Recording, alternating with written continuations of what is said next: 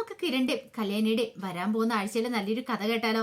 അങ്ങനെ കിരണിന്റെ കല്യാണിയുടെ കഥ അവസാന ഭാഗത്ത് എത്തി നിൽക്കുകയാണ്. ഇനിയിപ്പോ അധിക ദിവസങ്ങളൊന്നും ഉണ്ടാവത്തില്ല. കുറെ ദിവസങ്ങളായി നമ്മൾ കേൾക്കണത്. ഈ ആഴ്ച തീരും, അടുത്ത ആഴ്ച തീരും എന്നൊക്കെ. അങ്ങനെ ഒടുവില് ശത്രുക്കളെ എല്ലാരും കിരൺ നിഗ്രഹിക്കുന്നുണ്ട്. വിക്രം പരോളിനിറങ്ങുമ്പോ വിക്രത്തിന് നല്ല ഇടിവെട്ടി പണി തന്നെ കിട്ടുന്നുണ്ട്. അതുപോലെ തന്നെ സ്റ്റെഫിയുടെ കാര്യം, സ്റ്റെഫിക്ക് നന്നാവാനായിട്ട് കിരണൊക്കെ ഒരു അവസരം കൊടുത്തിട്ടുണ്ടായിരുന്നു. പക്ഷെ നന്നാവില്ല എന്ന് കൂട്ടാക്കി ജയിലിൽ ചാടി കാർത്തിയെ ലക്ഷ്മിയമ്മ ഇല്ലാതാക്കാമെന്ന് എന്ത് ചെയ്യാൻ പറ്റും കിരണിന്? നമ്മൾ കണ്ടു. ഒടുവിൽ കൊടും കാട്ടിക്കൊണ്ടുവന്ന് അവളെ തള്ളുവാണ് സ്റ്റെഫിയെ. കൈയും കാലും ഒക്കെ കൂട്ടിക്കെട്ടിയതുകൊണ്ട് ഒന്ന് എഴുന്നേറ്റ് ഓടാൻ പോലും പറ്റുന്നുണ്ടായിരുന്നില്ല.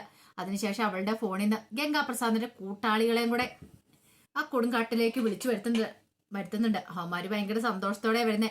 പക്ഷെ അവിടെ വെച്ച് കിരൺ അവന്മാരെ നേരിടുന്നുണ്ട്. അവന്മാർക്ക് രക്ഷപ്പെടാൻ പറ്റിയില്ല. കിരണും രതീഷും എല്ലാരും കൂടെ ചേർന്നിട്ട് അവന്മാരെ അവിടെ ഇട്ട് ഇടിച്ചിഞ്ച പരുവാക്കുന്നുണ്ട്.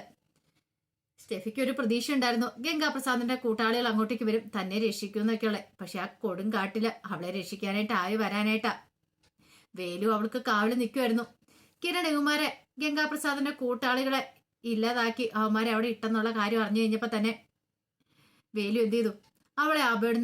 അവളെ ഉപേക്ഷിച്ചിട്ട് അവിടുന്ന് പോകുന്നുണ്ട്. കൊടുങ്കാട്ടില് മരണഭയം അവളെ വേട്ടയാടുന്നുണ്ട്. മരിക്കാൻ തീരുമാനിച്ചിരുന്നവള. പക്ഷെ തന്റെ ഉദ്ദേശങ്ങളൊന്നും നടന്നില്ല. ലക്ഷ്മിയമ്മയും കാർത്തിയും കൊല്ലുക എന്നുള്ളായിരുന്നു ഉദ്ദേശം. പക്ഷെ അത് നടന്നില്ലല്ലോ. അത് നടക്കാതെ മരിക്കാന്ന് പറഞ്ഞിട്ടുണ്ടെങ്കിൽ അത് വല്ലാത്തൊരു ബുദ്ധിമുട്ടുള്ള കാര്യമായിരുന്നു സ്റ്റെഫിക്ക്. പക്ഷെ പറഞ്ഞിട്ട് കാര്യമില്ല. ആ കൊടുങ്കാട്ടില് കുറുനരികളും ചെന്നായകളും ഒക്കെ അവളെ കടിച്ചു കീറി കൊല്ലുവാണ്. അവള് ചെയ്ത ദുഷ്ടതകൾക്കുള്ള പ്രതിഫലം അവൾക്ക് കിട്ടുന്നുണ്ട്. കിരണ് മാക്സിമം നോക്കി കൊല്ലാതിരിക്കാൻ വേണ്ടി. കാരണം അവൾക്ക് നന്നാവാനായിട്ട് അവസരം കൊടുത്ത വീണ്ടും ജയിലിൽ ചാടി വന്ന് കയറിയിട്ടുണ്ടെങ്കിൽ എന്ത് ചെയ്യാൻ പറ്റും? ഇനി ഇവരൊക്കെ ജീവനോടെ ഉണ്ടെങ്കിൽ തനിക്കും ലക്ഷ്മിയമ്മയ്ക്കും കാർത്തികയ്ക്കും കല്യാണിക്കും ഒക്കെ അപകടം വരും എന്നുള്ള കാര്യം അറിയാം. തങ്ങളുടെ ജീവൻ നഷ്ടപ്പെടും എന്നറിയാം.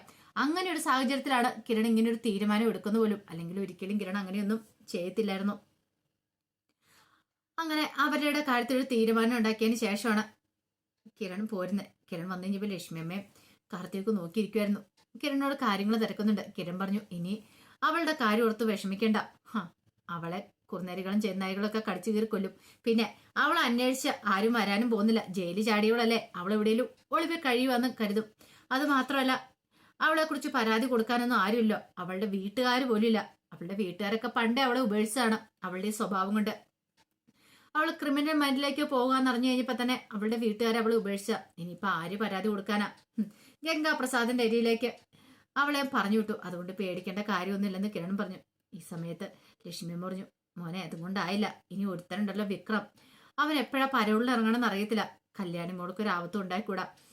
സ്റ്റെഫി വന്നത് എന്നെയും കാർത്തികയും കൊല്ലാനാണെങ്കിൽ വിക്രം വരുന്നത് എന്തിനു വേണ്ടിയാണെന്ന് അറിയാലോ. കാർത്തികയും അതുപോലെ കല്യാണി മോളെയൊക്കെ ലക്ഷ്യം വെച്ചിട്ടായിരിക്കും വരുന്നത്. കിരൺ പറഞ്ഞു, ആ കാര്യം ഒന്നും ഓർത്ത് പേടിക്കണ്ട, ധൈര്യമായിട്ടിരിക്കുക, ഞാൻ വേണ്ടതുപോലെ നോക്കിയോളാം. ഇത്ര വരെയൊക്കെ കാര്യങ്ങൾ എത്തിയില്ലേ, ഇനി നമ്മൾ ശത്രുക്കൾ ഒന്നിനും വെച്ചുകൊണ്ടിരിക്കാൻ പോകുന്നില്ലെന്ന് പറഞ്ഞു. കിരണിന് ഭയങ്കര ആത്മവിശ്വാസം കാര്യങ്ങളും ഉണ്ടായിരുന്നു. പിന്നീട് വിക്രം പരോളിന് ഇറങ്ങുവാണ്. വിക്രം ഭയങ്കര പ്രതീക്ഷയോട് കൂടിയിട്ട് പരോളിന് ഇറങ്ങണത്.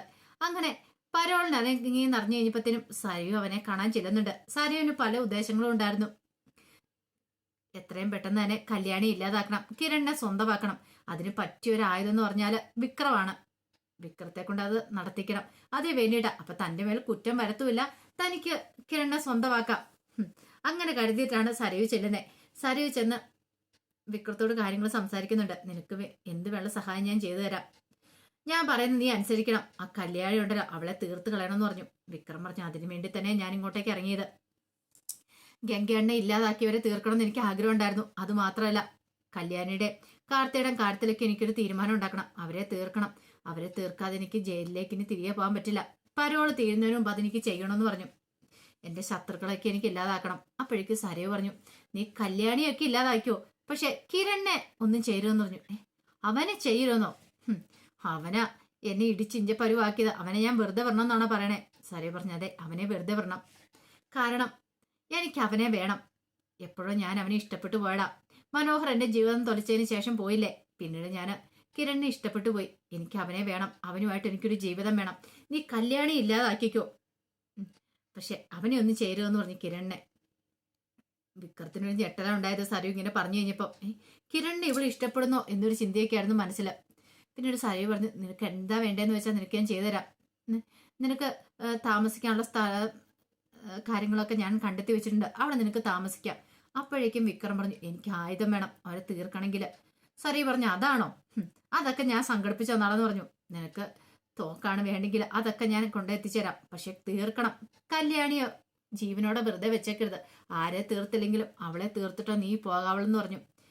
വിക്രം പറഞ്ഞു, അതൊക്കെ ഞാൻ ഏറ്റു. എന്റെ നമ്പർ 1 ശത്രുക്കളാണ് ഈ കിരണും കല്യാണിയൊക്കെ. നീ പറഞ്ഞുകൊണ്ട് മാത്രം ഞാൻ കിരണിനെ വെറുതെ വിടുന്നു, പക്ഷെ കല്യാണിയും കാർത്തിയൊന്നും ഞാൻ വെറുതെ വിടത്തില്ല. ജയിലിലേക്ക് തിരികെ പോയാലും എനിക്ക് സന്തോഷിക്കാനായിട്ടൊരു വക വേണ്ടേ? മനോഹർ അവൻ എന്നെ വെല്ലുവിളിച്ചിരിക്കുക. അവനെ എനിക്ക് തീർക്കാൻ പറ്റിയില്ല, പക്ഷെ എനിക്ക് അവനെ തീർത്തേ മതിയാവുള്ളൂ പറഞ്ഞു. സജയ് പറഞ്ഞു, അവനെ തീർക്കാനായിട്ട് എൻ്റെ അച്ഛനിരുന്നേ, പക്ഷെ അതിനു മുമ്പ് തന്നെ എൻ്റെ അച്ഛനെ കിരൺ പറഞ്ഞു വിട്ടു. അതൊക്കെ ഞാൻ സഹിക്കുക, ക്ഷമിക്കുക. എന്തിനു വേണ്ടിയിട്ടറിയാവോ? കിരണിനെ എനിക്ക് സ്വന്തമാക്കാൻ വേണ്ടിയിട്ട് മാത്രമാ.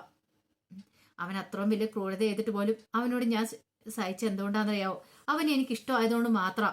പക്ഷേങ്കിൽ ഇതുവരെ ആയിട്ടും അവനൊന്ന് നേടാൻ എനിക്ക് സാധിച്ചിട്ടില്ല. ആ കല്യാണി എൻ്റെ ഏറ്റവും വലിയ തടസ്സം. അതുകൊണ്ട് അവളെ തീർക്കണമെന്ന് പറഞ്ഞു. അത് കേട്ട് കഴിഞ്ഞപ്പോൾ വിക്രം പറഞ്ഞു, അത് ഞാൻ ഏറ്റെന്ന് പറഞ്ഞു. നീ ധൈര്യമായിട്ടിരിക്കുക എന്ന് പറയണം. പിന്നീട് വിക്രം പരോളിന് ഇറങ്ങിയ കാര്യം പ്രകാശനൊക്കെ അറിയുന്നുണ്ട്. പ്രകാശന് മനസ്സിലായി അവൻ അപകടകാരിയാണ്. ഗംഗാപ്രസാദിനെ പോലെ തന്നെ ദുഷ്ടനാണ് അവനും.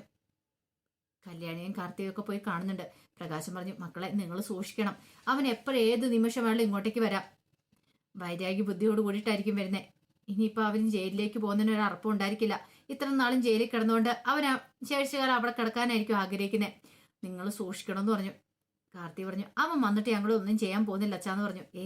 നിനക്കറിയാലോ, ഇതിനു മുമ്പ് വന്ന് തലക്കടിച്ചൊക്കെ കാര്യങ്ങളൊക്കെ മറന്നു പോയെന്ന് വെച്ചു. അവൻ എപ്പോഴും ഏത് നിമിഷം വേളിലും വരും. രാത്രി ചിലപ്പോൾ പൂട്ട് പൊളിച്ചിട്ടാണെങ്കിലും വരും. അതുകൊണ്ട് സൂക്ഷിക്കണമെന്ന് പറഞ്ഞു. കല്യാണി പറഞ്ഞു, അച്ഛനൊന്ന് സൂക്ഷിച്ചാൽ മതി. ചിലപ്പോൾ അച്ഛനോട് വൈരാഗ്യം കാണും.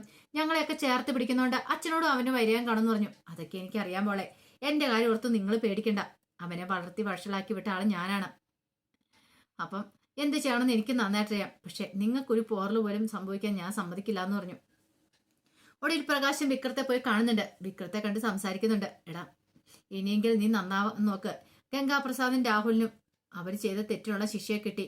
പക്ഷെ നിന്റെ കാര്യം അങ്ങനെ ആയിരിക്കരുത്. നീ ഇനിയും തെറ്റ് ചെയ്യാൻ ഉറങ്ങിയിട്ടുണ്ടെങ്കിൽ നിനക്കും അതേ ശിക്ഷ തന്നെ ആയിരിക്കും കിട്ടാൻ പോകുന്നത്. പക്ഷെ വിക്രം പ്രകാശിനെ വെല്ലുവിളിക്കുകയോ ചെയ്തേ. ഇതും പറഞ്ഞുകൊണ്ട് എൻ്റെ അടുത്തേക്ക് നിങ്ങൾ വരുമെന്ന് എനിക്ക് അറിയായിരുന്നു. ഒരു കാര്യം ഞാൻ പറഞ്ഞേക്കാം, ഞാൻ ഇവിടുന്ന് പോകുന്നുണ്ടെങ്കിൽ ആ കല്യാണിയൊക്കെ ഇല്ലാതാക്കിയിട്ടേ പോകത്തുള്ളൂ. പ്രകാശിന് മനസ്സിലായി ഇവന് വെറുതെ ഇരിക്കില്ലെന്നുള്ള കാര്യം. തൻ്റെ മോളെ ഇല്ലാതാക്കാനായിട്ട് വന്നിരിക്കുന്നത്. കാര്യം പറഞ്ഞാൽ താൻ ജീവൻ തുല്യം സ്നേഹിച്ചാണ് ഇവനെ. പക്ഷെ അങ്ങനെ എന്തെങ്കിലും സംഭവിച്ചിട്ടുണ്ടെങ്കിൽ ഇവനെ വെറുതെ വിട്ടിട്ട് കാര്യമില്ലല്ലോ. ഇവനെ താൻ തീർത്ത് കളയുന്നൊരു ചിന്ത പ്രകാശിന്റെ മനസ്സിലുണ്ടായി. പിന്നീട് വിക്രത്തെ പോയി കണ്ട് വിക്രത്തിന് ആയുധമൊക്കെ കൊടുക്കുന്നുണ്ട് സരയും. ആ സമയം വിക്രം പറഞ്ഞു, എനിക്ക് അവിടേക്ക് ചെന്ന് കയറി ഒന്നും ചെയ്യാൻ പറ്റില്ല. അതുകൊണ്ട് നീ ഒരു കാര്യം ചെയ്യണം സരയു, അവരെ പുറത്തെത്തിക്കണം, എങ്ങനെയും പുറത്തു കൊണ്ടുവരണം. പിന്നീട് നീ എന്നോട് കാര്യങ്ങൾ വിളിച്ചു പറഞ്ഞാൽ മതി. ഞാൻ പുറത്തു വെച്ച് അവരുടെ കഥ കഴിച്ചോളാന്ന് പറഞ്ഞു. അത് സരയുവിന് സമ്മതമായിരുന്നു.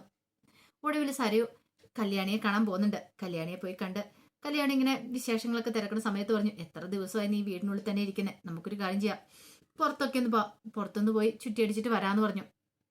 ആ സമയം കിരൺ പറഞ്ഞു, ഞാനും കൂടെ വരാം, തനിച്ച് പോകണ്ടാന്ന് പറഞ്ഞു.